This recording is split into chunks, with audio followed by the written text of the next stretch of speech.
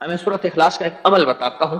یہ ایک عمل ہے جس کو مولانا عمر پانپوری کے بیٹے رحمت اللہ علیہ نے تذکرہ کیا ہے. بندہ ایک روز اپنی اہلیہ کے ساتھ حضرت کی خدمت میں تھا. وہاں پہنچ کر میری اہلیہ نے حضرت شیخ حسین احمد مدنی رحمت اللہ علیہ کی اہلیہ محترمہ سے کچھ نصیحت کی فرمائش کی. پیر صاحب کی اہلیہ پیرانی صاحبہ کچھ نصیحت فرما دے.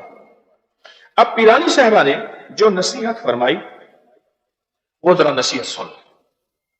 وہ نصیحت بھی ہے، وہ پیکج بھی ہے، وہ روحانی تحفہ بھی ہے، وہ زندگی میں مرجی بھی ہے، دکھ سکھ بھی ہے، کھٹیا بٹیا بھی ہے، اور میری زندگی کا حاصل بھی ہے. وہ نصیحت سن لے ذرا جو اتنی بڑی ہستی کی مرشد کی اہلیہ محترمہ نے نصیحت کی تھی. وہ نصیحت سن لے. وہ نصیحت یہ تھی کہ 2 رکعت نماز صلاۃ الحاجت پڑھو.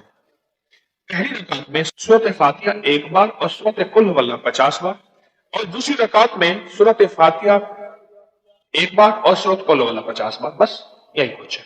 یعنی کل 100 دفعہ سورۃ قل هو اللہ پڑھنی ہے. باقی حاصل یہی ہے. 2 رکعت نماز نہ پھر سورۃ فاتحہ پڑھ کے کتنی دفعہ قل هو اللہ پڑھنی ہے، پھر رکوع سجدہ، پھر دوسری رکعت میں کھڑے ہونا ہے اور سورۃ فاتحہ پڑھ کے اور 50 بار کیا پڑھنا ہے،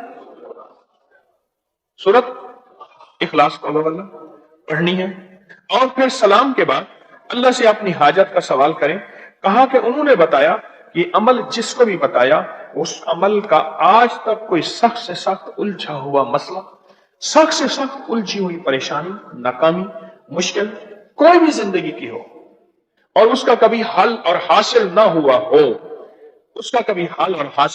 ہو، اور انسان تھکا ہوا ہو اور مایوس ہو، آج تک کوئی ایسا نہیں ملا جس کو یہ نفل پڑھے ہوں اور کہو میں خالی ہوں.